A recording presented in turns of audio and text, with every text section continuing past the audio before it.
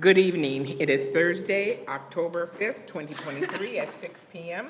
We are at the District Service Center in Cottage Grove, Minnesota. We would like to acknowledge that the land on which we gather is the land of the Minnewacaton Dakota people. Minnewacaton means dwellers of the Spirit Lake. Our first item on the agenda is our roll call. Dana?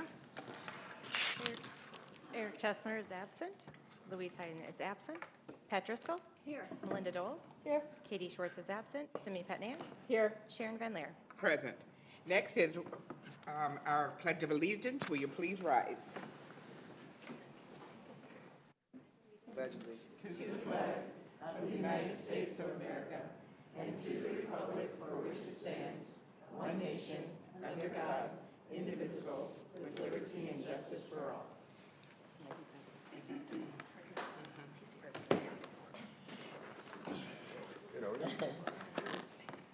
Oh, we have another member. All right. Next, we have 3.0, and that is the approval of our agenda. Can I get a motion to approve the agenda? So moved. Second. Moved by Melinda, seconded by Simi. All those in favor? Aye. All those opposed? Motion is carried. Next is 4.0, and that is our workshop items. 4.1 is an update from Park and East Ridge High Schools, and they will be introduced this evening by our Assistant Superintendent, Kristine Schaefer. There you are. Tonight I'd like to introduce Todd Herber.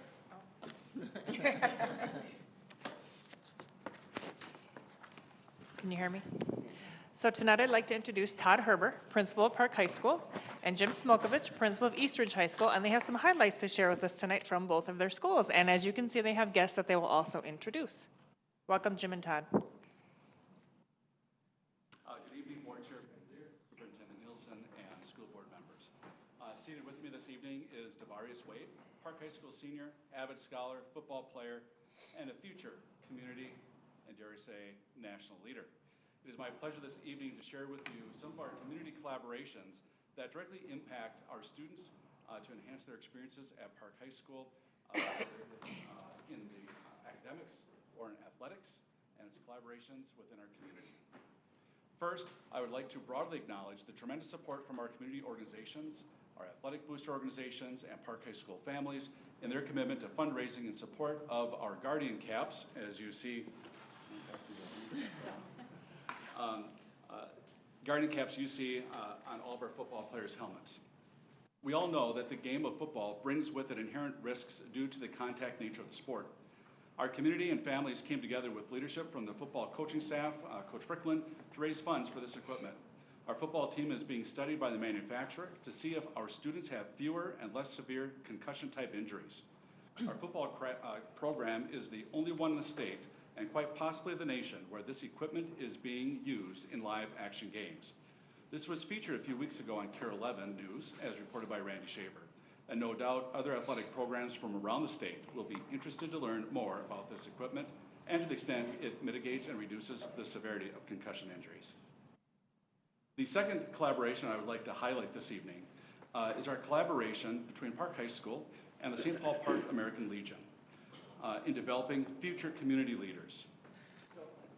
The American Legion and Park High School have had a long relationship around the American Legion's Girls State program. Each year, several young women apply to be selected to represent the St. Paul Park American Legion at Girls State. And more recently, the past 3 to 4 years, we have expanded that collaboration with them to include Boys State. This year, 4 boys from Park, including Devarius, attended Boys State. I'm going to read to you a couple of excerpts about what Boys State is and why Devarius is here this evening. American Legion Boys State is among the most respected and selective educational programs of government instruction for U.S. high school students. A participatory program in which students become part of the operation of local, county, and state government. At Boys State, participants learn the rights, privileges, and responsibilities of franchise citizens. The training is objective and centers on the structure of city, county, and state governments. Operated by students elected to various offices, Boys State activities include legislative sessions, court proceedings, law enforcement presentations, assemblies, bands and choruses, and recreational programs. Now, of all the boys that attended the Boys State event this summer, held at St. John's University, Devarius was praised for being the top all-around participant. And as a result,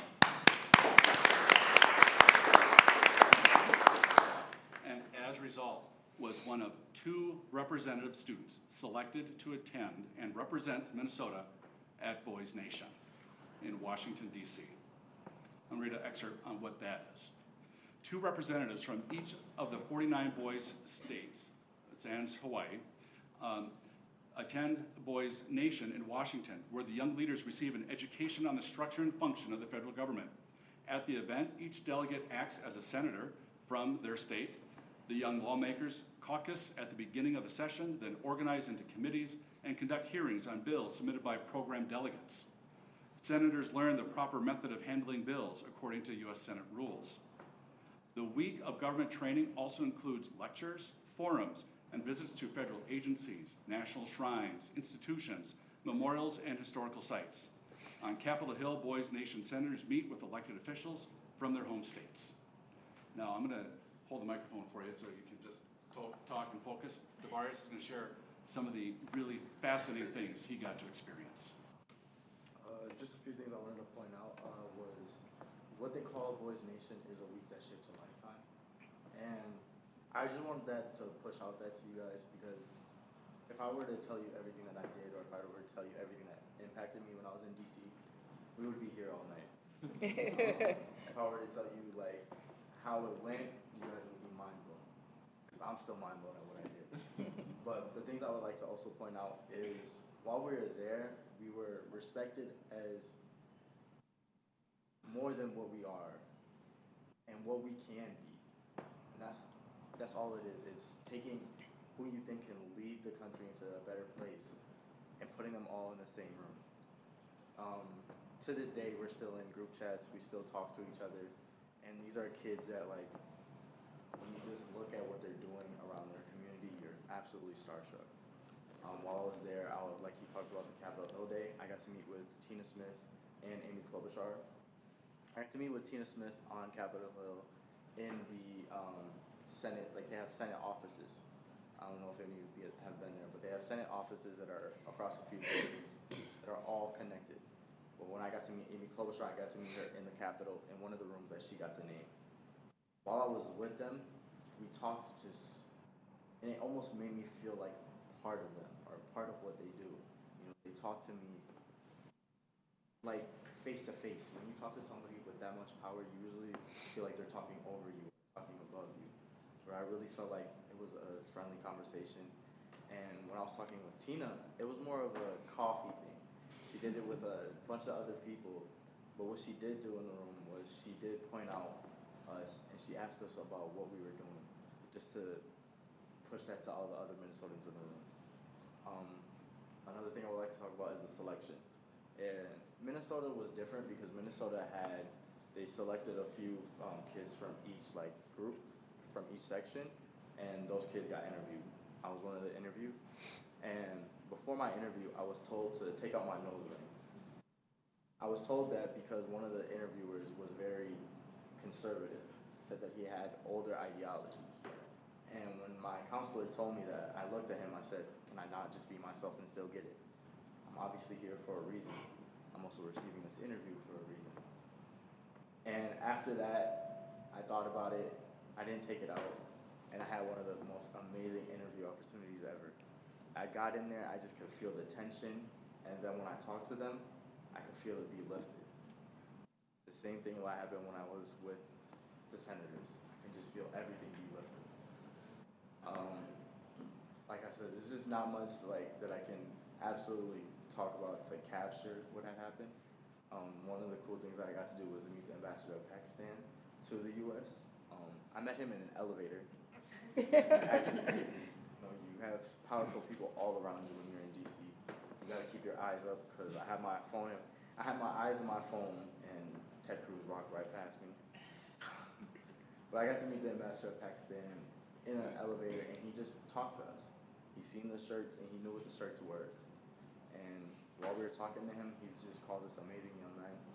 And we didn't know who he was until Jacob is the other Minnesota senator. He said that he had a diplomatic pin.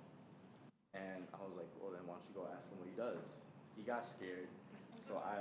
So we kind of not necessarily followed him out the building, but we followed him. And we actually got to talk to him on the stairs and tell him what we were doing in DC. And he also talked about potentially meeting us in Minnesota. And that never happened, but I still have his business card. We have multiple other senators' business cards. When you're selected for Boys Nation, you have to submit a bill, and that is required for it. Everybody's bill was so different, and it shows how many problems that we have in this country, but it shows how many different solutions that we also have. It shows that we have a generation that will be coming in that knows exactly what is happening and knows exactly how to fix it. And our Senate doesn't represent that right now, but it's just felt amazing to know that I'm part of a group of individuals that will be helping change that future. Whether I follow through and do that myself, I'm just can't say that I was there. There's not much more for me to talk about. If you have any questions, I'm sure that will help, but it's just a great experience. I got to be the first person from the district, first person from my school to go there. It's just been an amazing honor, honestly.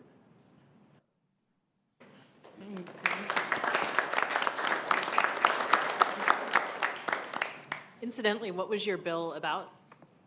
So my bill was about giving people an opportunity for equitable education. Talk to us more. To give it a different title, it was a grant bill that would create a program so that grassroots and like protesting organizations can push out the ideology of critical race theory and other ethnic studies. I've wanted to be a history teacher for the last few years, but I've always wanted to educate people on something. And history has always been something that's just been easy to me. I can talk your ears off when it comes to history. I can always give you a different perspective when it comes to history. And I was just like, this is something that represents me, and this is something that I want to push out. And now, usually when people talk about critical race theory, it's a one-sided fence. You know, you're either for it or you're against it. But the way that I presented it to the group and to the committee, there was nobody that was against it. They couldn't argue with the research that I had. They couldn't argue with anything that I had. All they had to do was accept the fact that time is changing and it's something that we need. Also, I can't remember exactly what his title was, but he worked with all the bills and he passed them. I called him up because I was kind of late on my bill. I couldn't finish it, and I didn't know how to submit it. So I called him, and then when I submitted it, on the phone, he told me that this is one of the greatest bills that he's ever read. And for me, that just like, it felt amazing, you know, to not only be praised to go to Boise State, not only to be praised enough to get selected for Boys Nation, but then to be praised for what I was doing in Boys Nation before I got there. It's, like I said, it's just not something I can talk about because it's not enough. Just starstruck, honestly. Any other questions? Well, I know your parents have to be ecstatic, and we are elated. We're over the top. And come on back and teach history. What you were talking about is what we need. Thank you so much. Thank you. We are on our way out to the park football game at Eastview. Okay, Park, let's go. Okay, Jim, front and center. Good evening. Good evening, Superintendent Nielsen, Chair Van Leer, and members of the board. I'm Jim Smokovich, the principal of Eastridge, and I have three guests with me tonight: Taylor Shampoo, Andrew Nagahashi, Jessica Frisco, our three art instructors at Eastridge High School, and Avery Bednar, one of our students who helped and participated in what we're presenting tonight, which we call our Unity mural. Before I turn it over to our experts here, I wanted to first say that, you know, when you think about Eastridge and the design of structure and the communities that we serve, I'm sure within the planning stages there was talk of unity, being that we were going to be a school that was serving students from Woodbury, Cottage Grove, Newport, not just students from Woodbury or Cottage Grove or any one individual community, but bringing communities together in the new school, 14 years ago? And you have to check my math on that. I don't know that that's. And so the piece, when it was brought to my attention, was something that we had been talking about for years. Our theme or our slogan is One Eastridge, meaning bringing together our school community, taking care of ourselves and taking care of our outside community. And so this just really fit with where we've been heading, and trying to bring our school together, and our vision being that utopia of one Eastridge where everyone feels supported, and we're supporting our communities. So with that, I also want to say that there is also a tale to be told about principals and art teachers. When you see art teachers coming down the hall and they're all coming, you're going, oh gosh, they're going to present something to me that could get me in trouble.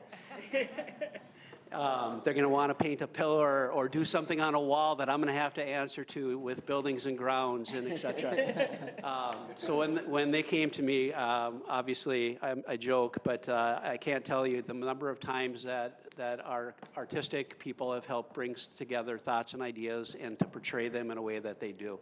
And you're going to hear about that. And when Jessica, I think, first approached me, I said, will it come off the wall? We have an idea that will work, and it will come off the wall if it ever needed to. So with that, I'm so happy with our end product. I'm most happy with the leadership our student body had, and with that, I will turn it over to our team. Hello. My name is Jessica Frisco. I have been at Eastridge for, I think, 9 years. The mural came about, we do have some slides if you are interested in looking, but this was the original design on the left here that the students brainstormed first. It was the AP Art and Design class as well as Ms. Shampoo's painting classes that took part in this. This started 2 years ago, so it was in the spring of 2022, is that correct? Yes. So initially, we had a couple students who had participated in the Compass Awards ceremony. Compass is an arts organization that's a nonprofit in the Twin Cities area here, and they hold contests, and that just so happened to be one of the ones that we entered our students in. They won some awards, and Compass reached out to us and offered us a sort of gift for our participation, and as we had students who had won the awards. So they offered us to work with, to partner with a guest artist from Compass and send us out an artist to have a certain time commitment with our students to be a guest in the building.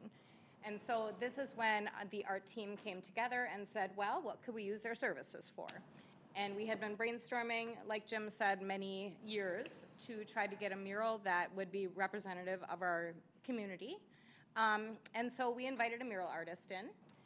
And when the students first generated the idea, we had a span of time where we switched artists through Compass, and then the students came back together and said, actually, we don't like that. So they changed their minds, and within, I think, maybe 15 minutes, Avery, we had come up with a totally different idea. The ideation that went into that was just incredible. It was 100% student voice at that point. And we had the students, as you can tell, the arms in the picture on the right. Our students got up and they embraced each other and they said, we're going to go with this unity and we want our arms in there, and they wanted the raptor as a sign for Eastridge. They decided on gold and black ribbons for our school colors. And then they also really had an underlying passion to represent the Minnesota nature. So we went with also some Minnesota native flowers. The Minnesota native flowers were taken by one of the current AP students, Delaney Lean, and we enlarged these onto very large polytab panels, which is otherwise known as parachute cloth. It's what they use for parachutes. And so we discovered that we could paint actually on some table surfaces and with the poly tab. And here are our students mixing colors. To begin the mural, they chose the color palettes, what we wanted to have to unify the entire mural. On the next slide, you can see them starting to work and block in the individual panels off of the wall. This took some time and a lot of rethinking. We discovered that it was a little bit difficult to get a unified sort of artistic style when the students were working on individual panels. So we had to keep going back and reworking. Students had to jump to another panel to get their style into that. And so we went through a little bit, and I'll have Taylor take over with that. Yeah, you want to talk about that? Process? Yeah. Yeah, so what we found would work really well on the panels is kind of guiding the line art. It was partially transferred using, putting it up on the smart boards and tracing based on that small sketch that you saw previously, and then kind of refining from there. And essentially it becomes like a paint by number. And when you have all of the paint mixed out in advance, it's very easy for students of all skill levels to come together and participate in the creation process. And I think I saw a lot of students, as they worked on it, realizing how much of an impact that their small individual brush strokes were contributing to this great community thing that would be on the wall. So we had, was it 16, 20 panels total, that reach about 4 by 5 feet. And so once they were completely painted, we had to put them all together on the floor, took up almost an entire classroom, and make sure that everything connected properly across the different panels before putting it on the wall. And here's a picture of it in progress. I think this was still from the spring, or no, it was early fall. Early fall, okay. And so the pink was the background color, and it was eventually completely covered up by everything else. And it's actually going on the wall behind where this photo is taken. So this was a picture of the installation process. We had to slowly put each panel up on the wall using clear gel medium to adhere it, and then squeegeeing it into all of the different bricks, and of course borrowing the lift from the theater department so we could get all the way to the top of the ceiling. And this is a picture of the finished design. So it was a lot of work, many, many hours on the part of students and teachers, but ultimately we feel like it just adds something really special to our cafeteria and school space. Would you like to talk about Yeah, sure. Hi, I'm Avery, and I obviously attend Eastridge High School, and I was a part of AP Art and Design at Eastridge. Like last year, which is when the majority, I feel, of the mural was made. I am doing AP Art and Design again this year as well. And art is something that, for me personally, I'm very passionate about, as well as many other students at Eastridge. And I mean, a lot of what I was going to talk about has like already been said, but a big thing for me was just like seeing how different people express themselves while they're painting, because like a big challenge was like a lot of people's different styles and techniques and levels, like they didn't match up. So I mean, it made the piece very interesting, but it kind of went almost against the unity, because it's just like you look somewhere and it's completely different than another area. So we've like solved this problem by kind of going towards a more like color blocking approach to it. And it like has a really cool effect, like the hard like lines and edges between colors. And with that, like everyone was able to participate, and there was a lot of students that worked on it. So there was my entire AP art class, which at the beginning of the year, it had like 40 people. Like it was a big class when we were working on this. And there's also multiple different art classes, like painting classes. In Miss Shampoo's room, like some of the kids would help too.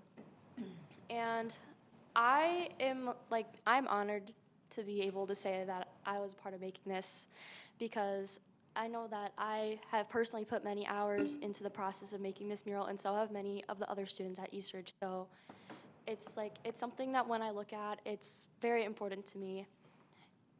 And obviously the mural has a lot of symbolism, the ribbons, the raptor, the unity. And I personally know some of the students that have their arms in the circle. So yeah, if you guys have any questions, let me know. It was definitely a unique experience because I'm used to working on much smaller pieces. I'm scared to go big when it comes to painting, and I usually stick to more realism. So it's definitely something that was different for me as an artist, and it's definitely the largest scale thing that I've ever done. So if there's any questions for me or any of the art teachers, let us know. Okay, this is like a super logistic question. When you say students whose arms are in there, right? Like that looks bigger than an actual arm. So how does that, how does that work? What does that mean? So What did you do? Or yeah, just like walk me through what you did. okay, so I wasn't actually there when they made the whole planning of everything, but I know a big thing was making everything accurate to scale, because the original sketch fits on a regular size piece of paper. So we had to kind of map out to scale how big it would be compared to the 4 feet by 5 feet panels. And a lot of that, did we end up using the grid method for that? Yeah. So there's this thing called a grid method where it's it could be an inch worth of paper is equivalent to 1 foot of the parachute panel. And by using those measurements, we were able to transfer over our sketch onto these larger pieces that we then cut up. And it's these pieces, they would take up an entire table for just one. So yeah, and then it wasn't perfect because when we were lining things up, it's hard to get it exact. But then, we just painted over it and it solved the problem. Yeah. I just want to say it's really beautiful, and I love how you brought unity together and all work together. I'm looking forward to really looking at it with different eyes now when I see it Monday morning at the Indigenous Peoples ceremony. So it's really beautiful. Good job. Thank you. So I am full of questions. I am a really terrible artist. If you asked me to draw a straight line with a ruler, you would all probably flunk me. So how did this work in terms of your class structure then? Because if this is not obviously, or presumably, maybe it is, I don't know, part of the AP art curriculum, right? In terms of what the College Board says to do. So how did you fit that in, and how did the students, how did that influence the students' other work that they were doing? Thanks for asking, Simi. So as an art team, we are extremely flexible, and we believe in student voice. And so anytime that we can get an opportunity to have the students use their voice, we'll find a way to fit it in. As far as AP curriculum, normally what I do at the beginning of the year is we take approximately a month for them to just really explore technique and skill to make sure that they can build their confidence at the beginning of the year before we dive into the actual curriculum. And so what we did is we divided up into groups, and some of the groups were assigned to do this technique and skill builder. Some of them were on the mural for 4 days, and so we just took rotations for doing that. And this actually was part of that technique and skill building, because I often encourage my students to work bigger, and so this was an authentic way that I could encourage them to work big because they could see the results of what was happening and build their confidence. This is honestly astonishing. This is so cool. Thank you. We're really I proud can't of our even students. speak, and you guys, it is super hard for me. Any other questions? Magnificent work. Yeah.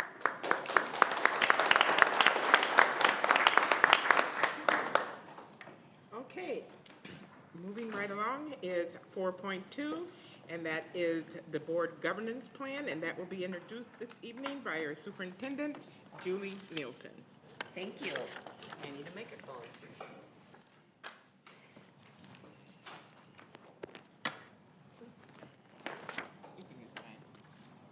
It's nice when you have a microphone and there's no little white microphone-y dot on it.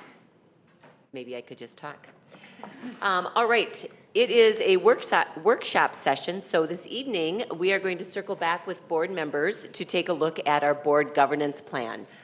It's been a couple of months. Kristine will remind me. I'm sure it's been a couple of months. It feels like it's been maybe even longer than a couple of months. To finish the work on the board governance plan with the assistance of Kristine Roboleski, who has been our support person as we've worked through our strategic planning. And this document that will be owned by the school board and works in alignment with our overall strategic plan. And so this evening, we would like the board members to come to some agreement on what they would like to see in their finalized board governance plan. And so Kristine will, I know she did some pre-work with board members, and so she will pick up and guide us through areas that we still need answers to so that we can clean up the document and hopefully turn it into a final draft, because we know that there are always opportunities to go back and do revisions. So thank you, Kristine, for joining us. Thank you for having me. Good evening, board members and members of the executive leadership team. So what I'm going to take you through for my time as part of your session tonight, this okay, is we'll do a quick overview on what that 3-year board governance plan is. We're going to review the survey results that I sent to all the board members so that we could get all your individual input before you came back together and discuss the items that tended to create some confusion or that you didn't have consensus about when we were having our discussions. Finalize that draft, as the superintendent was saying, and then I'm going to move on because we're not going to do shared messages. It's your meeting. You have more agenda items to get to. So quickly, some reminders and observations from the plan, if you want to skip forward one. The 3-year plan is really a way to guide your board agendas for the board work for the next 3 years. But also you can do it annually. You take the 3-year plan, you look at it, and over the course of the year, you say which agenda items do we handle for professional development, for these kinds of work sessions, and for your regular board meetings. It also can inform your committee work. So maybe you send some of these items off to committee, and they come back with some recommendations for you. Or you ask the administrative team to come up with a draft that you can then consider at this table. There were a lot of items, especially in the first year of your board governance plan, and a lot of new items. And so we've said this to you before from TeamWorks, and just want to remind you again, do you have the capacity to complete all of these new items that you have on your list? If not, and if they're not urgent, then maybe move them to the next year or the following year. And that's why we have the administrative team work on a 3-year operational plan as well. You can't do everything sometimes given the existing capacity, especially when new things keep coming at you. What we'll do is we'll work through the items that had the most questions when we had our dialogue together. And if we move forward to the next 3 slides, I'm going to show you are what you already have at your table. It's the revised version of the draft 3-year plan based on our last discussion. So there are 3 pages. What I really want you to concentrate on in our time here tonight is on the next slide, there are 2 sections. One is under self-governance, and you can see all of those items in red. The red items are items that are new in any given year. The items in black are reoccurring items, and then you have some items in blue that in the electronic version have links to other information from your administrative team. So as you look at self-governance and as you look on the next slide at public engagement, there are some items that I surveyed you about, and you're going to see those results shortly, and that I have some questions for you about to finalize so that we can move this forward. What I'll do based on your conversation tonight is revise the draft, get it back to you so you can declare it final, and then we'll guide you, and then I would recommend that you update it at least twice a year, probably around January and maybe in the summertime. Does that work for all of you? Okay. So we're going to move on then to the results of the survey, which hopefully will then inform some final decision-making around this plan. So we asked some questions around listening sessions and public comment because you were, again, not in full agreement when we were having some discussions. So the first question around listening sessions had to do with, should you replace public comment at board meetings with scheduled listening sessions? And as you can see here, what's listed in kind of that fuchsia pink color are the no's. You had 5 of you that replied you did not want to replace public comment at board meetings, and 2 of you who said yes. You can see the comments at right, the individual comments that were added by board members, that you've tried it before. Sometimes only one board member was present with the superintendent. I think that means when you had separate listening sessions. The suggestion not to replace, perhaps added in 3 times a year or 4 times a year as a supplement. Perhaps comments to the board or staying with comments to the board and not adding listening sessions on a regular basis. So again, 5 who do not want your school board to replace public comment at board meetings with listening sessions. So the next slide, we get into a little bit more about listening sessions. And do you recommend that the school board hold scheduled listening sessions outside of board meetings? There was a bit of a difference there. There were 3 options, yes, no, or other. So one of you agreed that yes, you should hold the listening sessions outside of the board meetings. 3 of you said no, and 3 of you had some other comments. There was a maybe, not sure if anyone would show up, perhaps quarterly or every other month instead, or one of the board members said you did not feel strongly either way about the question. Fine to take part in them if their schedule would allow it. So again, these are just to inform you as you have your discussion. The next item that I asked you about had to do with listening sessions and staff support. So if you are going to conduct listening sessions outside of regular board meetings, to what degree would you request, expect staff support?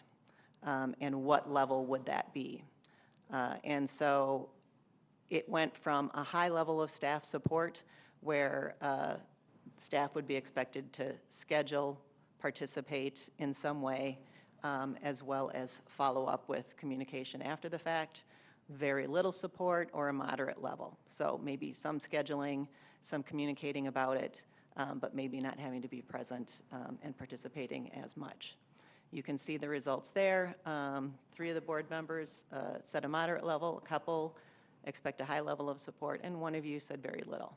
And you can see the comments on the side there that perhaps if you do have listening sessions outside of board meetings, that perhaps having them after or before your scheduled board meetings.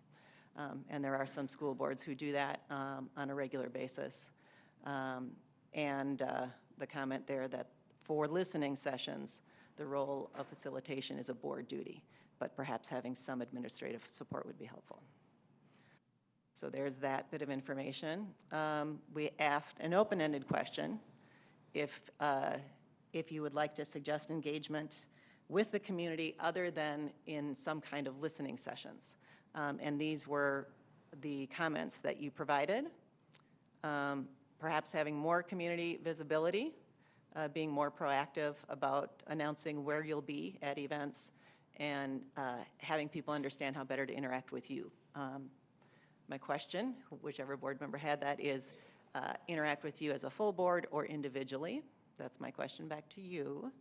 And then a suggestion that board members continue to attend lots of community and school events as you're able to. And another suggestion, going back to having assigned schools, like school ambassadors there, or liaisons, as I've seen with other school boards, and being present at PTA, PTO, other school events as often as you can for your assigned role. Those are your suggestions.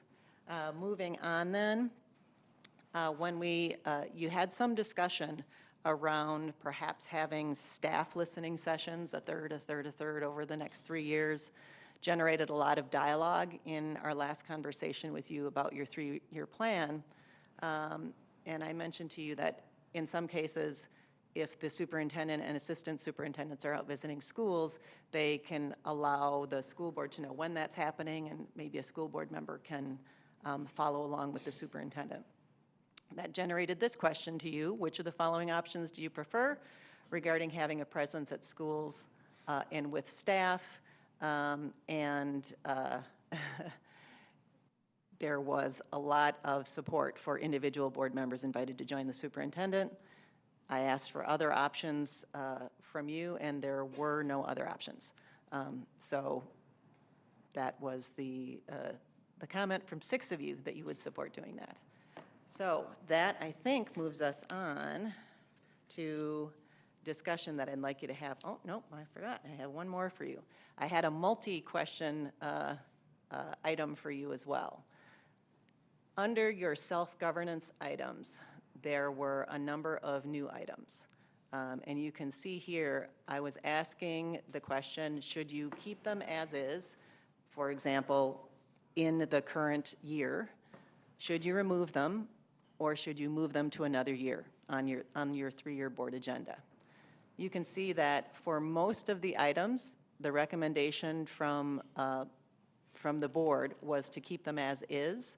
So that included the board mentoring program, work sessions versus business meeting presentations, the process for appointing and electing board members if an existing board member can no longer serve, having board professional development twice a year, and then the presentations of work sessions versus business meetings. I think that's on there twice. So you have commonality on those items.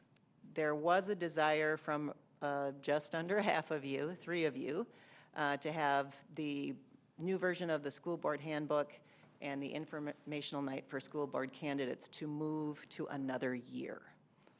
So that would give you a little bit added capacity this year and push that new item to next year. So you have these copies at your site, at your seat in front of you. What I'm going to ask you to do is to look at the items under self-governance again, as well as the items under public engagement. Look at the survey results that we just went through. And I am going to suggest, if you're in agreement, that we have a couple of separate conversations before I bring you back and have a conversation item by item under each of those 2 categories. So if you were to move ahead, Sean, to the next slide. So under public engagement, you can see there the public comment and listening sessions was one of the items, the staff listening sessions.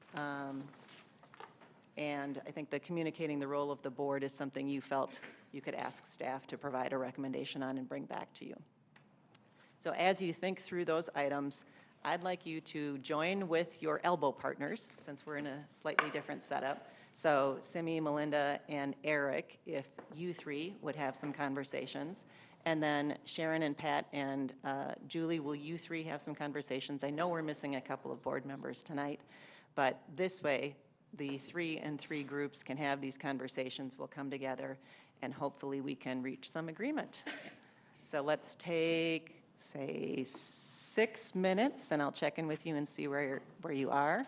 I don't know if you want to do some Kristine, just to clarify, there's no expectations of changes underneath the areas of district policy, operational oversight? Correct. Okay. There are items in red because they're new, but there was no disagreement or confusion with the board under those items. Thank you. Let's do this.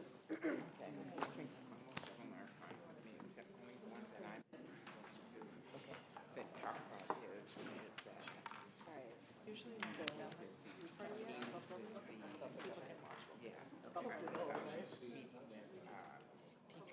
that's what I thought too. We have no authority to change anything. So therefore, that should really be taken out.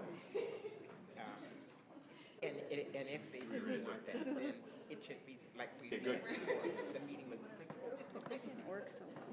It All right, didn't. so- It, 1, 2 people showed But up. this is what I think. All right, so Anytime in that self-governance, you and I go to secure. somewhere, Yeah, the better way to do it is, mentoring program. let's say we were addressing That great. a long-range facility plan. If we're not successful in November, There's like maybe half and one of the half. steps we do is we go out Stronger. and we ask the same 4 questions, a board member and the superintendent, to every single site And then we bring back feedback, but we can't have it open-ended or we'll hear about it. Yeah, so I thought, So it would have to put be it to very And then what we- prescribed and get input. they're gonna, the new people are gonna start, Can't do nothing. Or we don't do anything. like, We don't have authority. And we that don't gives know us when- 2 years to get it done before the new not people even start. Story either. Right, Right. So which one was, where did that fit in? to get it done That like was, before, I feel like that's really aggressive. We want to look at self-governance. no, we do it self-government. Let's see, it's up here. So I was like, move it down to Informational night 2 years. about what to do about the member.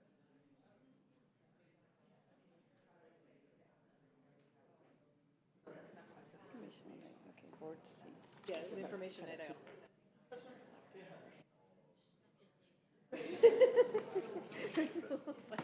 That's a bad area. I have a lot of, I move a lot of stuff.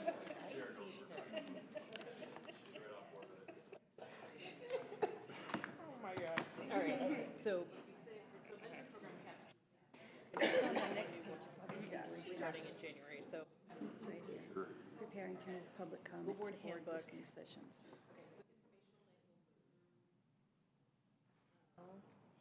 And staff Because that would be listening taking sessions. public next year? comment off of that. Oh, here it is. This might be it. Communication role at our board and communication sequence. Whom to call with Yep, concern. and we actually have that on the website now. Oh, good. Okay. Well, we And can I do that. move the That's a good informational one. night. So where's that other one? I feel like we should maybe do an information.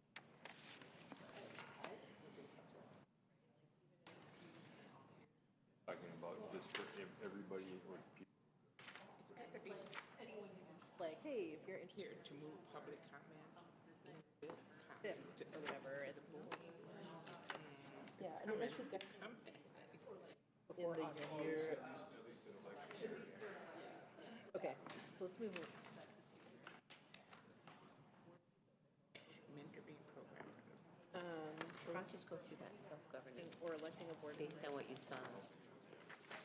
Mentoring program for new board members. Said keep it this year, yeah. That's a waste of time. Sanctions For board, they might not all be elected. Or mentoring program, yeah, that's different. It is my sincere hope we never have to Well, we sanction. did when I was first in. was Personal we had development, some- or no, they didn't professional tell me development. about a mentor. I never had one. I also No, hate I that. started that. They didn't have that. When I came in, cold turkey, bam, you sit down. Oh, okay. So we Everybody do said have keep it boards this year. open that, so that one The should be. work session versus last. business meeting. Process for appointing, electing a board member if an existing board member can no longer serve. There is a process for that. Yeah, but wouldn't we just do it? Why does that have to be on here? I think it's in Informational night. policy. Yeah, why would It's in we- policy, yeah. So why, I don't know why this would be on here. It's like Take it we're out. asking for it. Yeah. Yeah. Take it out. That's fine, okay. Process for sanctions for a then- board member asking for resignation. Public So there's a engagement, policy, okay. so take it out. Yep. Take out. Which are you on? It's like- I am on Okay, page. I got it. Get it? No, she And then board professional development 2 times annual. Yep. Hey, I thought she was opposed We to. I do think, that. I think We that's- already do that, Yeah, I think that's good. Right, and there's 2 of us who think Board that's. listening session training. I think that's the question. Do you want to do board listening sessions? No. Pat? That's the one, no. No. Okay, so remove. Yes. So this next one is work session versus business meeting presentation, budget as the example. So it was That like in we have said April? budget is gonna be part of the workshop, and it's not gonna be part of the business. Exactly. Unless Dan is taking action on something. What was the result? Wasn't it like That's okay. 5 people? Like, Okay, certainly so for then if we look replacing, at public engagement, replacing, No, no. live stream of workshop and business meeting, we have preparing to move public comment to board listening sessions. No. I would that's say right, and they said that a lot of Keep times it people Do you want to that weren't board related. Comments to the board. comments to the board? I think that's, That's what I foresee. yes, me too, like, I don't like the way that, you know, blah, blah, blah, blah. Okay, Staff listening Staff sessions. was a third focus on the role of the board. This is the one you're saying, no staff listening Yeah. sessions. That was the one, Pat, the next one. Right. So that's a no. That's a no. so, I mean, yeah, I And think the idea communicate behind role it of being. board and communication sequence. That's Yep, already on the website. Yep, That's all right. I believe it is. All right, we're done. I think one of the Didn't challenges. we do it? Did we do it?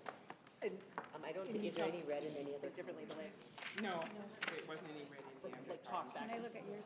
Yes, absolutely. Do you want to be the reporter backer? But I mean, right, but I mean, I'm gonna let you be the reporter backer. okay. I don't know. So You can do it. Yes. Mm-hmm. Uh-huh. And like, it was bananas, because like, the city council and like the person I'm gonna see if we presenting. have it. Dana, did you put the communication sequence on the board page about who to call? Who to call? Like if there's a problem at the school, call This the was like someone assistant comes to. Did we not put that on the board page? They also did not have a 30-minute limit, huh? So on those listening sessions, type of thing where you just listen. So, I don't think so, right? I think, and I would want to get, I created a Sharon and Katie about it, but like, It's for school board. it is, but I do think that like, We should I feel like I remember them saying like, nobody should have on the website, especially like, They would sign up. get here half an hour early, no one would come, and it's like, you know, I mean, it's. Right. I feel like it's maybe like, or maybe it's. So that could be something that we could just review and then determine what we want on the website. Okay, I know we kind of typed something. Yeah. It's hard enough for me to get here. You didn't hand it instead of To show up, right. Nobody else does either. Hairdresser where they charge you your fee. If you don't go, it won't be kind of awesome.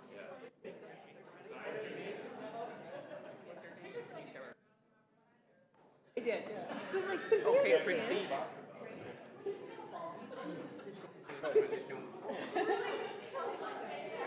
I think it is work. Been to one, no, like, Mine to talk right there. he's like Right no there? shows all the time. Okay, Kristine, I think we're ready. Let's move this along.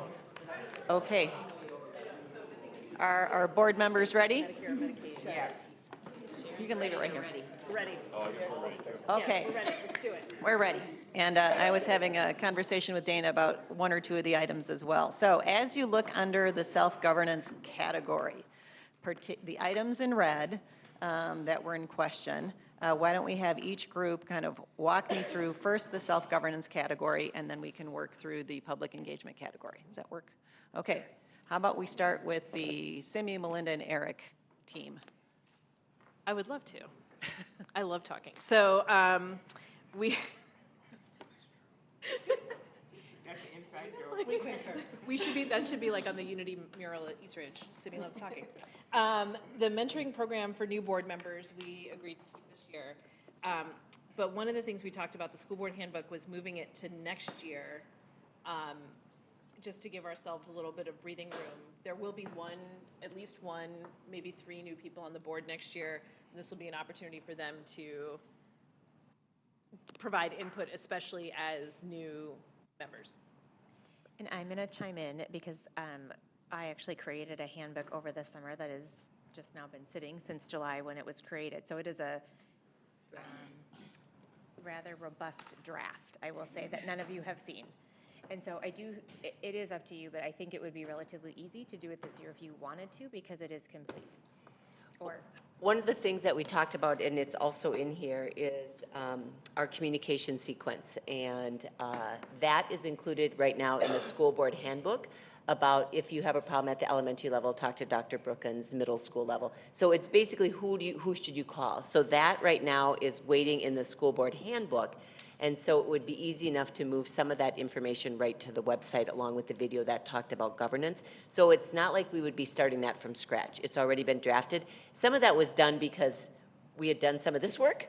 So Dana was already working on that. And we can hold, push, whatever we need to do. But I think for the board to know that there's already a draft copy out there, that even should new board members come on, we can always revisit that. So what kind of timing then would, so, because I'm not going to lie, I thought part of what I feel like we're tasked with doing was like pushing out some of this, that we don't have such a busy first year, and that just seemed like a very easy thing to push out.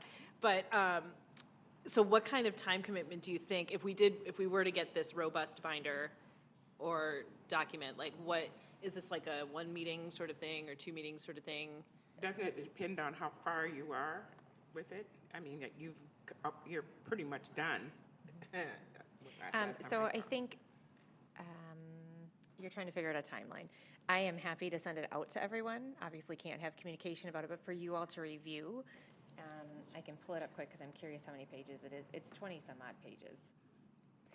And it's a good thing to have for new board members when they come on board. When they come on board? Right. Because I mean, if we have, I mean, if it's done, because I mean, I think what we were envisioning is that it would have to be created, and so why not create it like that future board, that's a future board issue, not a current board issue, but if it's already done and it could be voted on or approved or whatever the process is by January, the first board meeting in January, when at least 1, maybe 3 new people come on board, that would be. If I can suggest, because we've gone through this process with other school boards, and we start with the same basic handbook, and then a school district will say, we like most of it, but we'd like to change these few things and have them be specific to our district or our needs. So I have talked with Dana about that, and the way that I've done this with other boards, and I would suggest you do it, is get the draft out to you, put it on a work session calendar where you work through the draft. Dana makes changes, comes back one more time. So I would say it would be 2 work sessions, probably, of reviewing the draft and the revised draft. And you probably could get it done by January if you are. So, because we have a work session, it's October, correct? Yep, so we only have 1 more work session. We only have 1 more work session. This calendar year. Yes, this calendar December's year. Meeting, okay. But if we're talking fiscal year, when you're talking about the year. Yeah, I think it's important for us to keep it then on this year and start working on it, because I think it's really important for us to get that chain of command stuff on the website.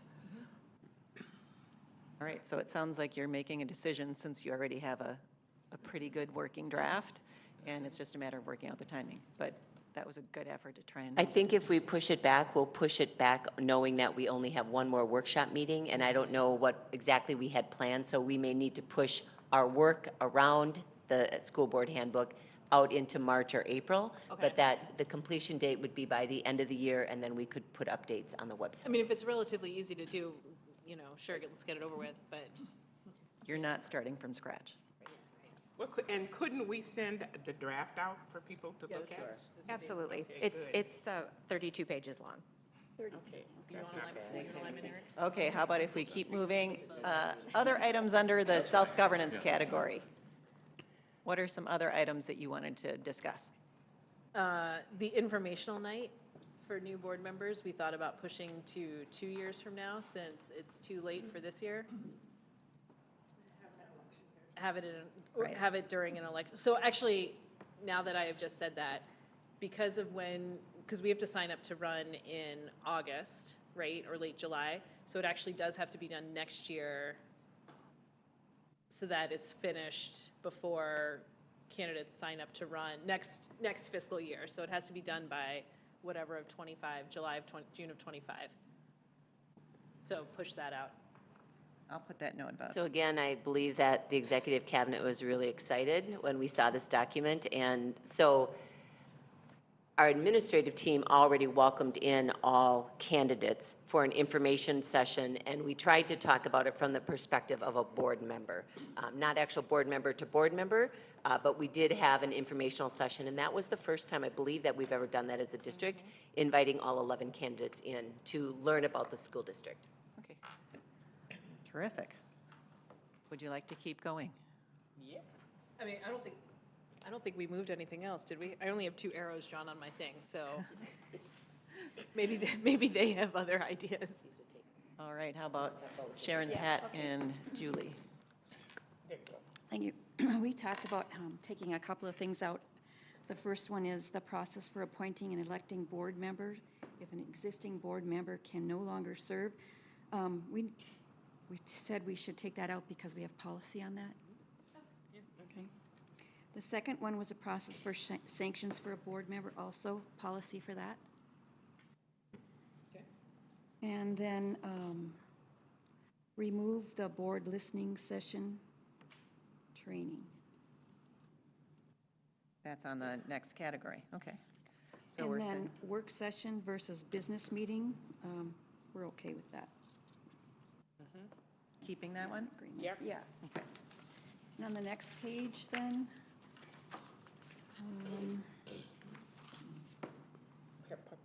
okay, preparing to move public comment, or change that to comments to the board.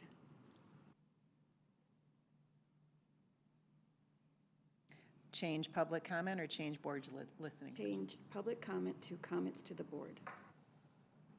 And revise policy 206. Are you guys in favor of I listening think what I sessions? heard from Yes. Pat and Sharon is that there would not be board listening sessions.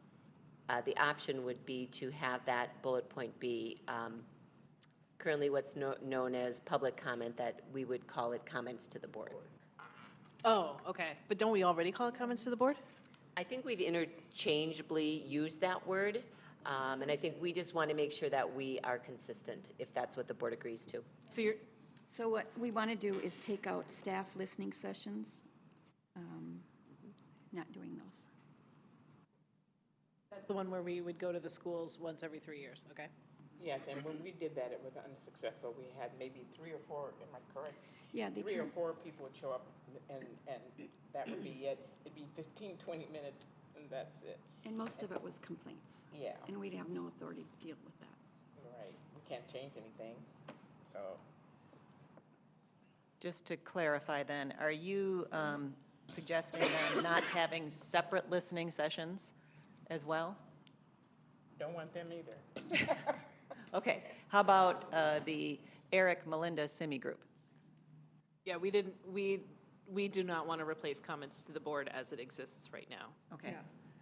We never really discussed the part where, are you talking about the listening sessions where you go into the schools too with the superintendent as well? Either going to the schools or having listening sessions outside of a board meeting. Yeah, so we didn't get that far in our discussion because we, Well, what is your thought now? I mean, since you're talking, go ahead. You all have three independent thoughts.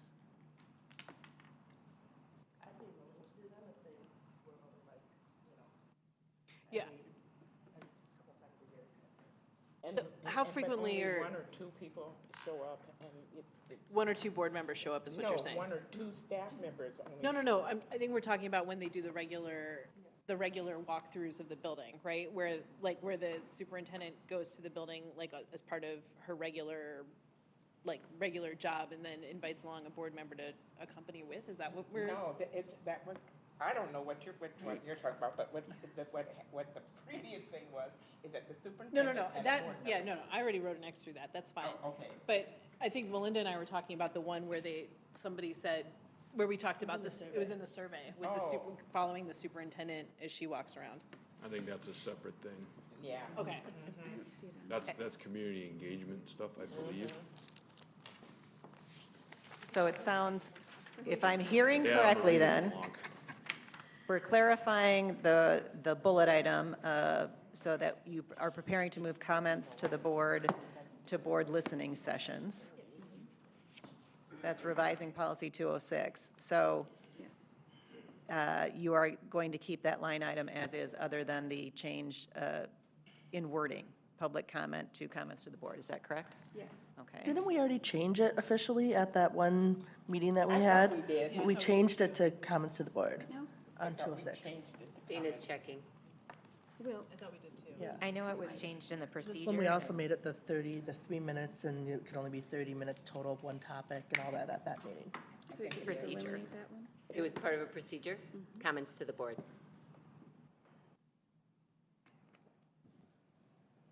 So then if that is not a new thing, and that's something that we have in place, does that need to remain on the plan? If we already have, as a board, if you already have the procedure, and the procedure is comments to the board, I don't know that needs to be on there. Yeah, I agree. So let's take it out then. And it sounds like I'm hearing from you that it remains comments to the board. It does not become something else. Okay. And we can review policy 206 to ensure that's the correct language that we have in there if it's not already in there. Okay. Just so I understand this right, the listening sessions then are out? From what I understand from this conversation, you are not replacing comments to the board with listening sessions, and at this point, you don't have plans for listening sessions outside of board meetings. And what I would say, that means regularly scheduled listening sessions. If there's something big that we're going through, long-range facility planning, I think the board always has the opportunity to say, we're going to be on site for a session where individuals, residents, and parents and family members can come and provide input or feedback. It doesn't stop us from never doing a listening session, but I think it's more focused, and it's not just regularly scheduled. Right, you will do them as needed. We'll remove that item, we'll clarify. Okay, so I think you have lightened up your first year of your board 3-year plan. I will work with the superintendent and board chair to maybe outline some suggested dates for the annual calendar and when you might be able to update these items on a regular basis. Okay. Thank you. Thank you very much. All right, moving right along, we are at 5.0 information items, and 5.1 is bond information campaign update by our superintendent, Nielsen. Thank you. It feels funny talking into a microphone that doesn't have the little fuzzy little piece on, but you can hear me. That's great. No, I'm good, Pat. Thank you. Well, I would say Dan and I for sure, and other people have done the presentation, but Dan and I have the presentation most memorized. We can do it in the dark. We can do it on our head. We can do it when we sleep. It's all over. We have been out and about doing a number of presentations for the referendum. If we want to go ahead and move to the next slide. What I'd like to do is very quickly highlight for the board what we call it our short presentation when we go out and share information. And it's important for everyone sitting around the table, and I think we've said this enough times, and for people in the audience, it is not our job to sell the referendum. We are not going out saying yes, we're not going out saying no.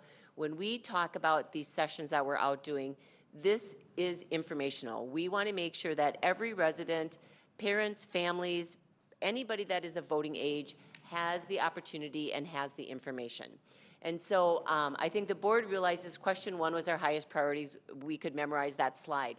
What I want to just bring up here, a question that we have gotten asked throughout the campaign is around our high schools. Someone asked the question, talk with us about how the investment of dollars is going to Eastridge, to Park, and to Woodbury. And again, I think it's in an effort to want to make sure where the dollars being invested in and what school. So when we look at question 1 and we think about that first chunk, that's $25 million, which includes Park and Woodbury, and then of course the second area for $105 million, that includes all 3 high schools. If we were to break that down, so this may be a question you get, the investment for question 1 total, Eastridge High School would be $35.8 million. That's the lowest. Park High School would be 33 plus 5.6 for the secured entryway, or 38.6. That's Sean Hogendorf math. And then third up, we have Woodbury High School with 36 million plus 6.7 for the secured entryway, or $42.7 million. So when we get asked that question, what does the investment look like? Is it equal across our 3 high schools? Please know that that is the breakdown by millions of the investment into our schools. And really not surprisingly, when you look at the square footage and the space that's being remodeled at Eastridge and Woodbury High School, you would know that it is going to be extremely costly to redo the space that we have, especially when I think about Woodbury High School, people not even knowing where the front of the school is. How do we redefine that? So that is a frequently question that we have been getting asked. If we go to the next slide, what if bond question 1 fails? We continue to hear out in the community the conversations around high school attendance boundaries. And every time we go out and do a presentation, we say that if question 1 fails, we are not at a point of changing high school attendance boundaries. That would take us at least a year to go through that process, to develop what those high school boundaries would be, and then to go back to our voters. And if not then, we would have a plan in place, similar to what we're doing with elementary right now, that individuals would know that when they go to the polls, they're either voting for an attendance boundary change or they're voting to keep their children at the high school that they're at. So please, if you hear that, there are no high school attendance boundary changes planned. Also, there has been some questions around why would you make question 2 contingent? And our response back is because what we heard consistently throughout our community is that our highest priorities were the items in question 1. And we need those items to pass in front of those items in question 2. So if we can go to the next slide. That really just looks at the contingency piece. So that is the most commonly asked question that we're getting on that one. Next slide. A reminder, we talk about the elementary attendance boundary changes, and I know the board is aware of that, but those would be implemented next year, the fall of 2024, 2025. So that is why we're out there. On the next slide, you will see, and board members, this is what you asked for from administration. You asked that we are clear about where those boundaries are. And so as we go out and share the information, as communications does their part, on the website there is a boundary change tool. In there, families can put their address, and it will populate and tell them their elementary, their middle, and their high school. And so that has all been set up behind the scenes. Keeping in mind, when you saw the chart that had the 427 students, I believe, those were current students. So just know that as the enrollment rolls forward, it would be different groups of students, but the neighborhoods are all programmed for now on the boundary change tool. On the next slide, it is that reminder of $5 for question 1, $1 for question 2. And so that's $6 on a median valued home. I did see Stillwater's presentation. We followed them at the city of Woodbury, and I want to say their median valued home is 300 and maybe 20. So even within our communities, it's quite different. All right, next slide. Gets into our technology project levy. And surprisingly, there aren't a lot of questions around the tech levy. People really do understand, and some of it is because they've seen in the media the cybersecurity attacks. We've talked about the pianos we've had for sale in the district every day, multiple times. You know, if we just look this week, and if you could have followed around our tech director and a number of other technology staff, I know everyone's like, yes. Our families were made aware that our phones went down, right? That's a piece of technology. Now, that had nothing to do with our setup. It had everything to do with the phone company, and cables were cut. But it is a constant battle and sometimes a firefighting to keep your hands on everything that's happening with technology and with our systems. So for the most part, as we've gone out, people really have an understanding of our technology project levy. As we look at the next slide, just a question, because this slide was created earlier, and of course, once we get on the campaign trail and sharing information, we don't like to adjust our slides because then people think, well, why did you change it? What were you trying to communicate? So we've held consistent, but what the board should know when we look at this slide, the state average for school districts that utilize a capital projects levy is $493 per pupil. So of the school districts that use a capital projects levy, the average is $493. It's important to know that Stillwater, that I want to say is about a third of our size, they currently levy for $5.2 million. And remember, we're asking for $5 million. Rochester Public Schools, which we've talked about Rochester will have on the ballot $10 million. And then Duluth will also be out on the ballot for $4.93 million, I believe. Dan, is it 4.95? Somewhere around there. So just size-wise, you can see where South Washington County Schools is. So that is a question that does come up. Stillwater would be at, I believe it's 571 when you look at their $5.2 million spread across their students. The next slide, just so the board gets to see it, is our tax calculator. And in there, as we've shared, the estimated market value, and then on the bottom, what will pop out very instantaneously will be the cost for question 1, the cost for question 2, and the cost for question 3 on an annual basis as well as on a monthly basis. And then finally, getting the word out. We have had an article in the Pioneer Press and the Star Tribune. We were interviewed. So we're working as hard as we can with newspapers to get the information out, even though we don't have a local one. There was a video posted online. We had statements shared at our large events. So the large football games, I think Eastridge and Woodbury had about 4,000, somewhere up there. We made a statement just reminding our residents and individuals attending the game, please be informed, please go to the polls and vote. We've had informational meetings. You'll see the list up there of groups that we've been to. We continue to travel to anyone who will listen to us and anyone who wants to hear the information. Our schools and school leaders have been responsible for the school groups as well as their PTOs and PTAs and making sure that information is shared with them. Of course, our communications team has been busy with staff and family news. In the next weeks, we're I think 5 weeks out, we'll be ramping that up even more. Because what we do know is that by the end of the campaign, while some people have heard a lot of the information, there are some people that are still surprised that South Washington County Schools is on the ballot. And so please, if you're an individual who's overwhelmed and tired of getting the messages, please hit delete. The goal is to make sure people are informed. You'll see on the next one some upcoming informational sessions that we'll be doing. There will be a district mailing on or close to October 13th. In that first mailing, it will include the voting information and polling locations. We have been told that sometimes our residents come to a polling place, it's not correct. They move to the next one, it's not correct. And by that time, people then give up and go home.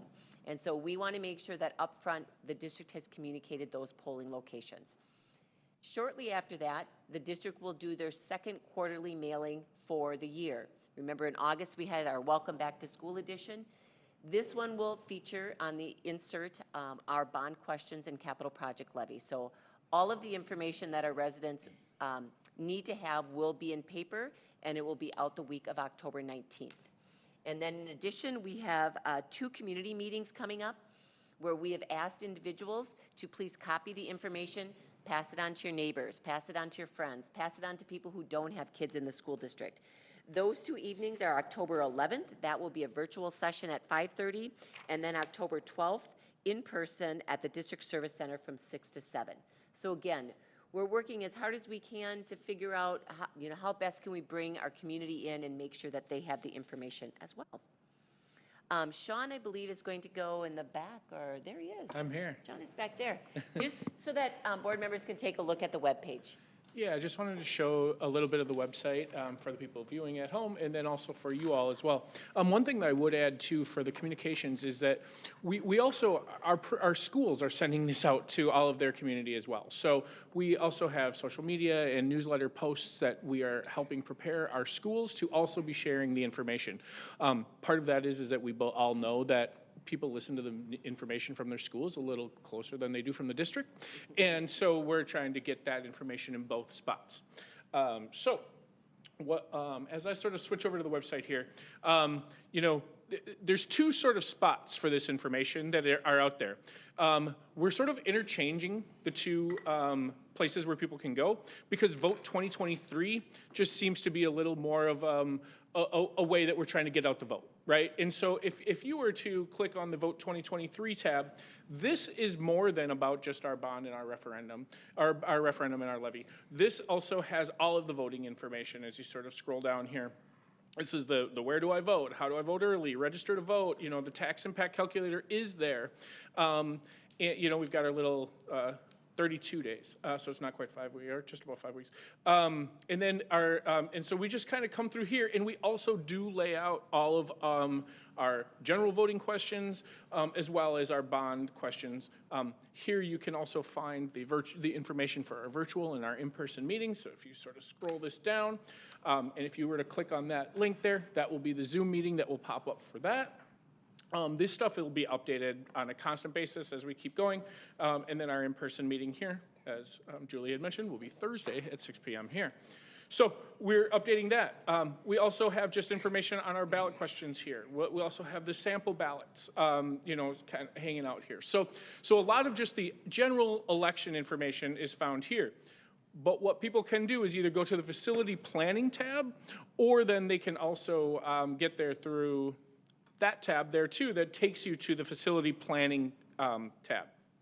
So something that we had just launched last week is our our referendum video. So it's about a 5-minute video featuring Superintendent Nielsen talking all about this. And so that's really just a nice thing to share for people to have information about what they need. You know, the nice thing about our website is it's also translated, so I just want to be able to point that out. We also have the information sessions there, and as you sort of scroll down this patch, you're going to find this information that Julie was mentioning about here. So as we have gotten information about, you know, how much does this cost for our, you know, for each school? I mean, this too, again, Sean Hogendorf math, is $35.8 million there. And, you know, so we're trying to update this. As people give us questions, and I'll get to that in a second here, as people give us questions, we try to update this website. We also try to put the answers to these questions on our website, so, because we know that if one person has a question, there's probably others who do as well. Another suggestion from a community member was that they found that the contingent part of this question, or about this, was just, they didn't find it. It took them a minute to find it. So we tried to, not only is it under the details of bond question 2, but we also broke it out into a larger space there so that people certainly know what that's about. The capital project levy then has its own little section here. And then we start to get into some of the resources and things like that are out there. So, you know, people, when they want to get to those boundary changes, that tool really is something where you don't have to try to guess on a map, am I on the north side of a street or the east side of a street? They can plug in their address. And so you can go to the site where that lives that way, or if people click this here, and you kind of come through, of course it's not going to. Thinking. That's going to be thinking probably. However, that will pop up right away when I'm not on a network like this, and people are able to address that. Again, the other reason is if you check my address, that's going to go right to that widget. That's just acting a little strangely right now. We also, with those maps though, you can see, if you are somebody who likes to see the maps and likes to see the areas, likes to see the neighborhoods, we have each of the schools that are impacted here by that, all listed out. The property tax impact tool, this one does take you off to another website here. And then, as we said, you could type in an estimated market value. I will do something a little less than the number we haven't been seeing all the time. And you'll see that how that just pops up immediately. Again, we're trying to take the math out of it for people and help them understand what this tax impact actually is on them. Let me go back. And then the biggest thing that we're trying to push out right now, both with my communications team and through our staff meetings as we're going, is this submit a question part. And so we want people to be able to submit questions that they're submit questions that they're hearing. So I do have principals who are reaching out to me all the time to say, hey, when I presented this at our staff meeting, here are a few of the questions that we're getting. So that's a way that we can update this website. It's also a way that we can start to answer those questions. We are certainly going to reply to the email that people send, but again, if one person has that question, we want to be able to provide it out to the community as well, and be able to post that in our frequently asked questions section of this website that's right below that. So I just wanted to give a little rundown of this website as we go there. And as I round out, as we've been out on the information campaign trail, we've had a lot of questions about previous things that we've discussed around enrollments, around capacities, around how we got to where we're at. And so we know that all of that information is on the website, so people are asking really good questions. Before I close, though, I do want to address and clarify 2 questions that we've received related to the campaign. We've received reports of individuals door knocking and stating that the district has kitty litter boxes in school bathrooms. Any statement that there are kitty litter boxes in our schools is false and utterly ridiculous. And so we need to make that clear for whoever is sharing those false statements. And should we be able to determine who is making and spreading those false statements, we will absolutely follow up. but that is absolutely false and ridiculous. The next question that we have heard, and we received questions about, are bathrooms, and that the reason the school district is asking for new bathrooms is to accommodate students who are transgender. First, board members, by law, we must allow students to use the restroom of the sex they identify with. We do not keep track. We do not monitor. It is something by law that we need to provide. As for the bathrooms requested as part of our renovations, both as part of our high schools and our elementary schools, we are not at a point of designing what they will look like or exactly where they will be.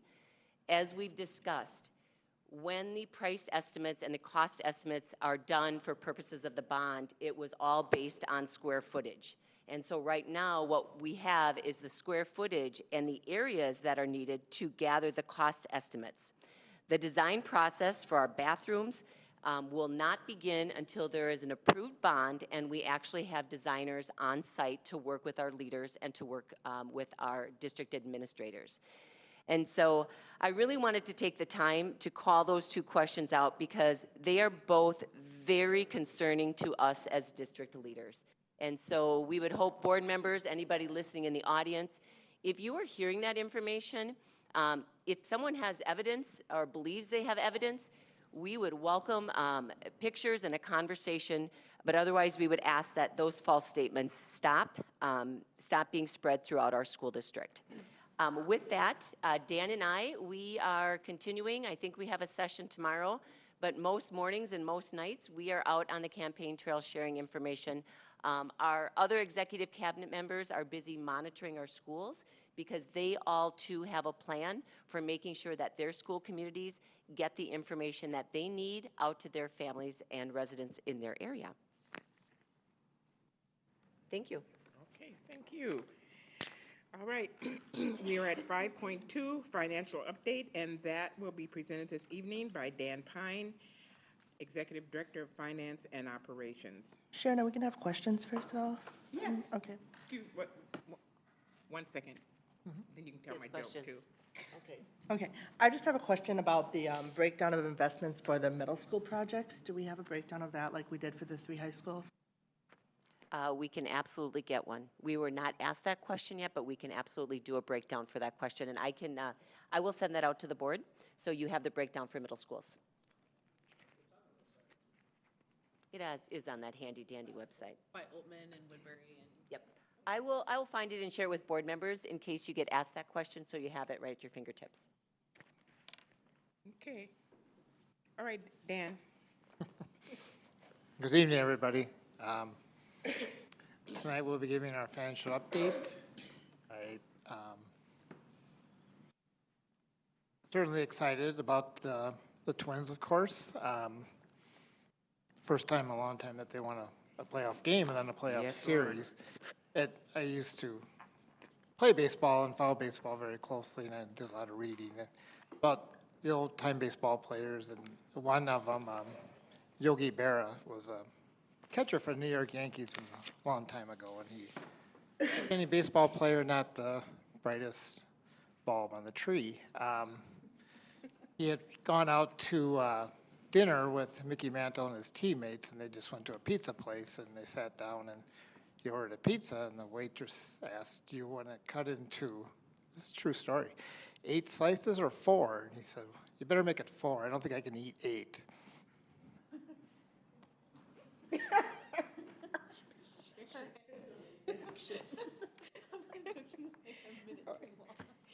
Again, true story. Anyway, so tonight we'll talk about how we do our forecast for our budgets. We're kind of in a lull right now, waiting for our final audit numbers to get done, and we're always kind of monitoring what's going to happen in the future.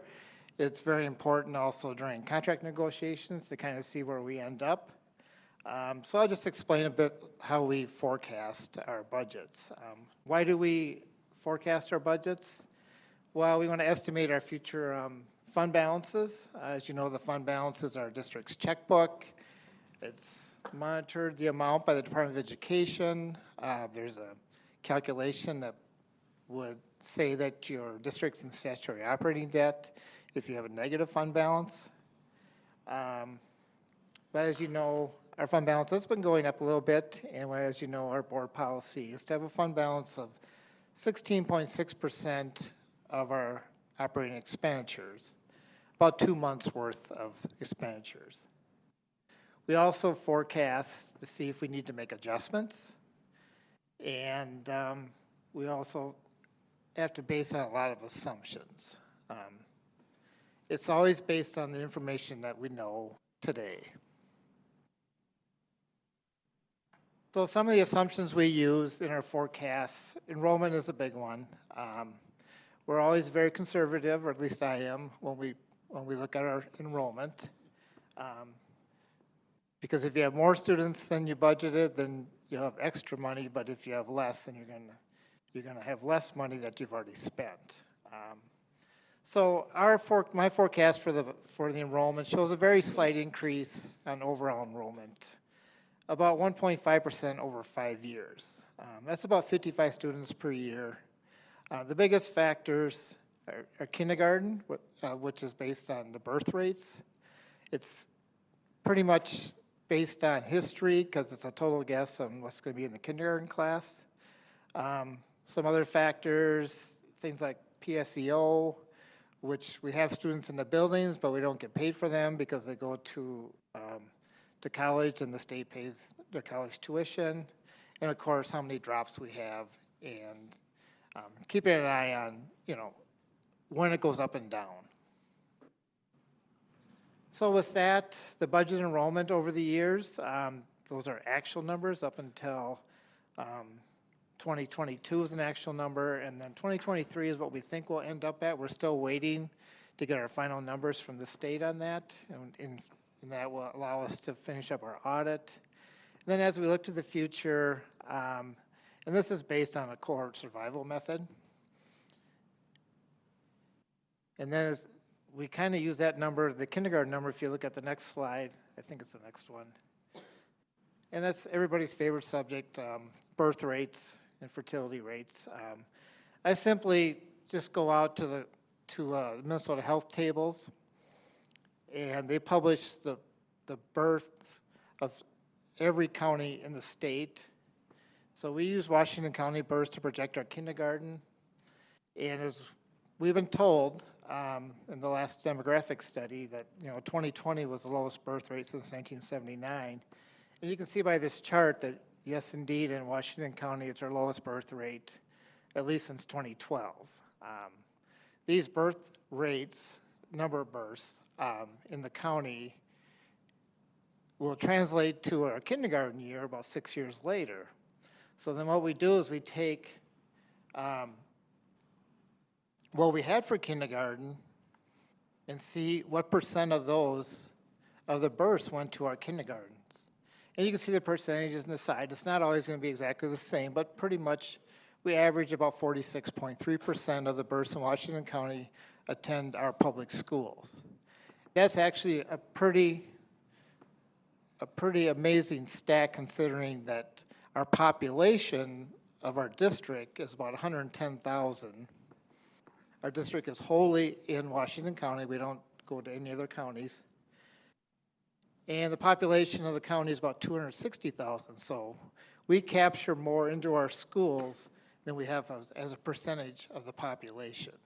So we have about 42% of the people live in our district, 42% of the people in Washington County live in our district, but we actually capture more into our schools. There's different factors for that, but a lot of it has to do with where the non-district people go to school.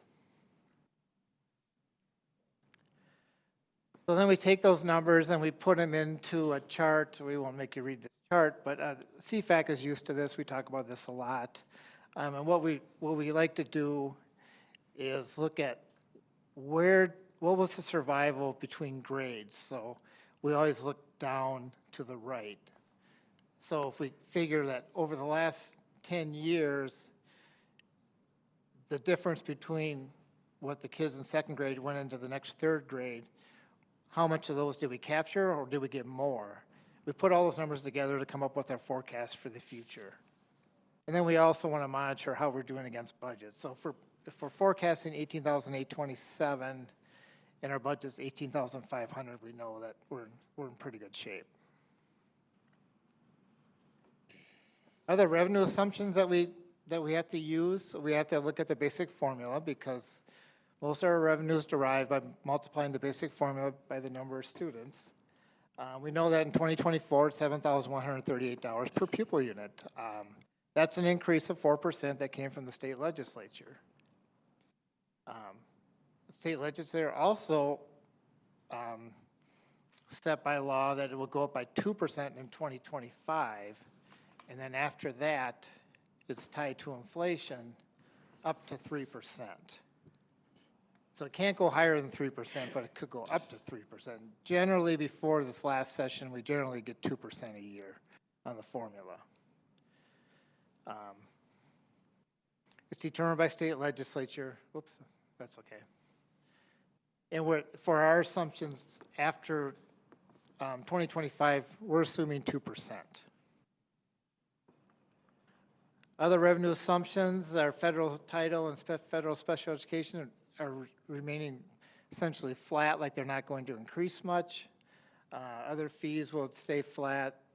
State special education aid will increase by the number by our expenditures, because it's basically a percentage of what we spend in special education. And as our expenditures go higher, as we have to staff more for more child count, then our aid should go up. And then we also know that our operating referendum passed by the voters increases with inflation each year. On the expenditure side, the big one is wages and benefits. Most all of them are negotiated. We have 11 unions, 8 of them in the general fund. Abby and the HR team is constantly negotiating with these different groups.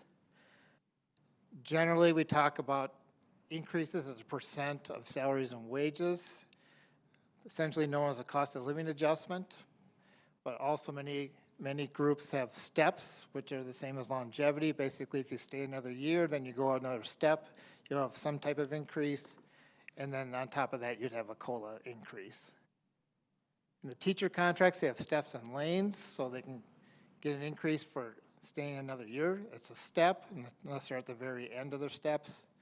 But they can go across if they get more education, then that's called a lane, and we have to take all those things into consideration when we look at our expenditures. Generally, all the labor agreements are 2 years, and we also can't forget to increase all the payroll taxes as we increase the salaries and wages. The other costs that we have to deal with, utilities, professional services, sub-teachers, sub-paras, snow removal, last year was a bad year, waste removal, textbooks, instructional supplies, and just repair supplies alone. For our models, we assume about a 2.5% increase, which I know right now is less than inflation, but generally these things even out. And then we do a little miscellaneous figuring. We kind of guess like how many retirements we have, and you're saying, why do you guess that? Because generally, there could be up to a $50,000 difference between what a new teacher comes in at and what a new teacher retires from. So we're still filling the spot, but we're filling it at a much lower, and not just straight salary, that includes taxes and benefits and stuff. So we'll still fill the slot, but it'll be filled at a much lesser cost. We also know that if enrollment goes up, we need to increase our staffing, so I kind of just use a general formula for that. And then we have to look at our building needs and if we need more rentals and things like that, as rentals, as opposed to construction, would be an operating expense. With all that and the latest projections we've done, as we look to the future, really the next 3 years out, we're seeing that our expenditures are slowly creeping above our revenues, and mainly because we just don't have the biggest part of our revenue. The state aid doesn't increase at the rate of inflation or at the rate of what people need to settle their contracts at. With that, then we can project our fund balances. We're looking, that our fund balance at the end of 22-23 is not totally calculated yet, but we know it is creeping up to about 12%. But then as we put in the expenditures and revenues for the next 4 years, We did budget a surplus budget in '24, so we know it'll go up slightly. But then as we look to the future and we look at expenses, unless the state increases the formula by a lot more, we're going to see eventually it's going to erode the fund balance. And that's our update for tonight. Any questions? Any questions? Oh, man. I'm going to take this personally. Obviously. So my question really is around, do we think that as the inflation, if our expenses are going to rise, or sorry, if our revenue is going to rise in lockstep with inflation, like would we expect that the gap between our expenses and our revenue in the out years to shrink? Eventually it should catch up. It really depends on, if you're just going to use pure inflation, what the CPI is and what, those are select expenses they use to calculate those. If you're going to use those straight numbers, those are all projections to what it's going to be. We pretty much know, what salaries we pay, and we have to kind of guess on what we can negotiate contracts at.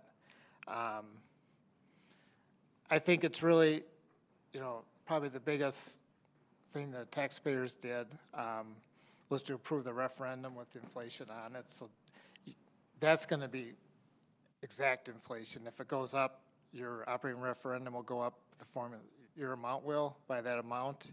If it goes down, obviously it'll go down too. The formula is based on legislative determination, although they are stuck at least 3% if inflation goes up that high. But if it doesn't go up that high, then it's not going to. So it could, in some worlds, not even go up 2% if it's going to be pure inflation. So do we know what the legislature uses as its inflationary measure? Or is that something to be determined by a future legislative Well, if they use the session? same one they used for the referendum, and it's, I'd have to look it up. I think it's the government price deflator, they call it. So it's not like the legislature takes some. I'd have to look in the statute. I think they might have it listed what they're using. I don't know off the top of my head. But they don't like create their own metric. No, I'm sure they'll take a standard. Because they put a standard in for the referendums, because the inflation on the referendum has been in place for many years. I mean, not for us, but for, right. So they have a formula for that. I'd have to look at this chart. I don't remember what they used. I think it's CPI. Okay. And then would this require then, I mean, I know one of the other reasons why, in addition to the voters approving that levy, I mean, but we also did some pretty substantial cuts. I mean, I guess I'm looking at the gap between what we have now and 16% and thinking that I don't know how we get from here to there without investigating more cuts, correct? Or is that like that's too early to discuss that? Yeah, I would say yes to your second question. But to the basic question, I would say that we don't live in absolutes when it comes to the budget. So we're always making decisions every day that either add to the fund balance or sometimes decrease the fund balance. So we're very thoughtful in our process. And when there's a chance to save money without going through, a huge process, we'll do those things. I mean, just an example is, through the great work of the Human Resources Department, and we've able to keep our work comp down, and they gave us a refund of $1 million. So those are all little things that we do to keep that fund balance. Any other questions? I just have a general question. So just for curiosity's sake, where do the other three unions, where does the funding for that come from if they're not in the general fund? School nutrition is self-sustaining, so their money comes from reimbursements and lunch sales. Community ed, that comes from their various sources between state aid, levy, fees. Those are the two main ones that are, the community has a few different unions in their fund between Kids Club supervisors and paras, and then school nutrition has their own union. So those are all self-sustained funds. Didn't you say that as far as the special ed staff support, doesn't that come from the special ed fund instead of the general fund as well? The special ed funding is part of general fund. So are you thinking about the dollar? Yeah. Yeah, so the dollar is just a breakdown of general fund, general education versus, but it's. Okay. Any other additional questions? Okay, thanks. Thank you. You are so cute. 5.3 is the first reading of proposed policy changes. And remember, board members, that this is your time to ask questions, because when we get to our business meeting, it will be no discussion. We'll just be taking action. So this evening, our reading of the policy changes will be given by our Superintendent, Julie Nielsen. Thank you. The following policies have been reviewed and revised to reflect updates in Minnesota statute, the definitions, legal references, and cross-references. This evening, I am bringing forth 6 policies for review by the full board. To start with 526, hazing prohibition. In that particular policy, there are no recommended changes. The next one, 527, student use and parking of motor vehicles, patrols, inspection, and searches. And for that policy as well, from the committee, there were no proposed policy changes. Next up, 606, textbooks and instructional materials policy was reviewed. And for that particular policy, there are just a couple of minor grammatical changes, as well as, if you may have printed it, a couple of spelling errors, but we caught those now. So basically just to make note when we're talking about instruction that it's standards aligned instruction. Policy 607.1, early entrance to kindergarten, or as we call it, EEK. And for that particular policy, there's no proposed changes. 611 homeschooling. 611 homeschooling policy talks about how we work with individuals who are homeschooled. And so for that particular policy, there are no suggested changes. And then finally, the one that has the most markups for the evening, 615, is testing accommodations, modifications, and exemptions for IEPs, Section 504 plans, and English learner identified students. In there, what you're going to see is that the general statement of policy has all been struck through. And what has been added in are the different tests that students may take. So there's a Minnesota test of academic skills. We call that the MTAS. Alternative access for EL students, or English learner students. And then C is what type of testing is done for our English learners who are new to the United States. And so in there, now that purpose of policy has been revised.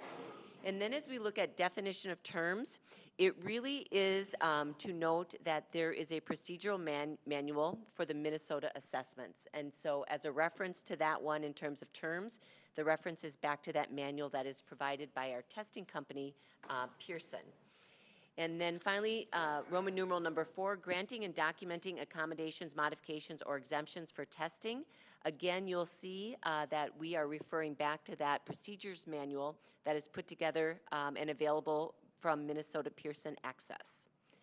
And then finally, Roman numeral 5 just takes a look at how our district assessment coordinator and our Department of Special Services work together in gathering that information. And then with that, with those adjustments, the legal references have also been updated for that particular policy. So with that, on any one of the 6 policies, are there any questions for the policy review committee members or executive cabinet members? Okay. Anybody? Okay. At this time, have we had anyone sign up this evening? Okay. All right. Seeing none, we'll move along. We're at 6.0, and that is our reports and comments, and we'll start with our superintendent, Julie Nielsen. Thank you. I will make this quick. It has been a week of celebrating our high school students. We have had, each of our high schools has had their award ceremony. Woodbury High School and Eastridge High School earlier Monday evening, that they had their awards night, and then today Park High School students and families came together to celebrate our Park High School students. We also, executive cabinet members, have been out at events. I would say that our most fun events are football games when it's lightning and it's going to rain. I'll just tell you the quick story. I happened to be by Carrie Lopez, and if you don't know, Carrie has a boot on because she had surgery on her leg. And so one of the assistant principals came over to Carrie, and I was right by her, and they said, it was the end of third quarter, beginning of fourth, and they said, you can go home now. And I said, thank you, I'm going home. And it was just at the point where the sky was lighting up and it was about to rain. And so thank you to executive cabinet members around the table for being there. We had a crew at Park High School and Woodbury High School. We had fun back and forth saying, are you rain delaying? But it really did come into question, some questions from parents and families about how do we handle rain delays in light of not having officials. Does our team have to travel? Is it unreasonable for kids to be out at 12 or 12:30 in the night playing football? And so just know that Kristine, with our athletic directors and activity directors, has worked through some of those. And then finally for the board, just a quick update. Our 24-25 calendar will be coming forward for a first reading, the second meeting in November, to be approved prior to winter break at the meeting in December. So I know that was the board's goal, that can we get the calendar out early? I will just share with the board one challenge that we're working through is finding enough days so that we can implement the legislation around literacy and the READ Act. And so just expect, when you see it, it's in draft form. We're still going back and forth working with our union and taking a look at days, but just expect that our calendar may look slightly different. And we right now are making a commitment to get all of our teachers are teachers of literacy, to get all of our teachers trained in 1 year. And so there's a little bit in the legislation that we could extend our secondary into the second year, but if we're going to disrupt a calendar, we really believe that it's best to do it all in 1 year. And so just know that final approval for the board, as well as anyone listening, will come in December. Thank you. Okay, thank you. Melinda?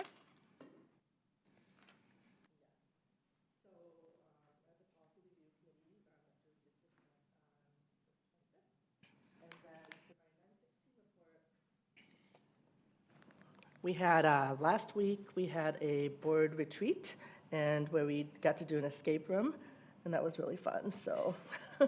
And then last night, we had our 9/16 board meeting, and what we talked about the most was the multi-tiered system of support, the MTSS, and our current MTS implement it appears that it's going to be quite effective. There's really some great things that are happening. So as far as in math there, the math achievement proficiency rates are stronger than any other intermediate school. And the graduation rates are on an upward trend. And the behavioral referrals have decreased in the recent years. So those are all good things. Okay, Pat?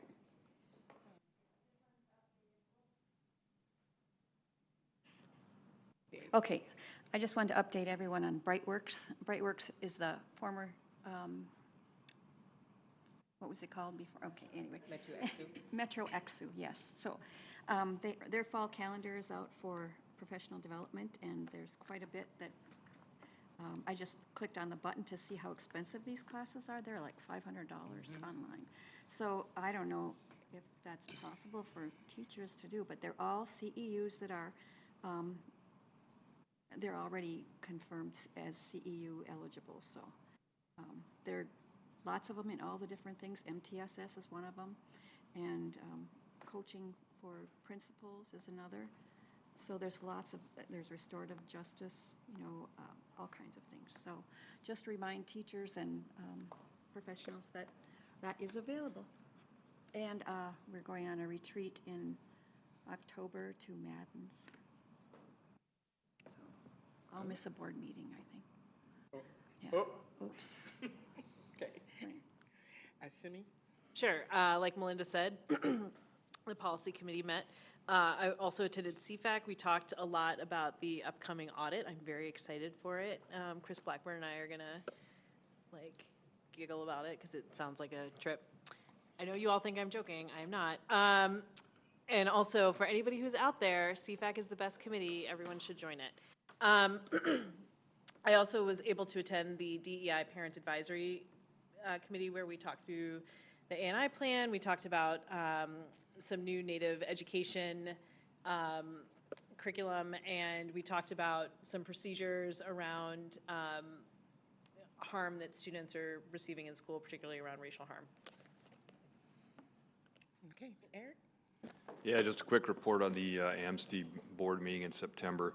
The most of it was comprised of just a presentation by Morris Leatherman on a survey that they had done over 2023, just with parents and generally the population of Minnesota, just kind of where we're at, somewhat politically, but more so where we're at in regards to school, I guess issues you could call it, funding, tax tolerance, curriculum, that kind of thing. Pretty interesting stuff. You know, you can always debate the accuracy of those things, but I mean, there is some interesting points, I think, that kind of give us an indication of where people's mindset is and kind of what they want to see out of their public school system. So if you go on the website, it's pretty easy to find, and I would kind of encourage everyone to take a look at it. Was it similar to what they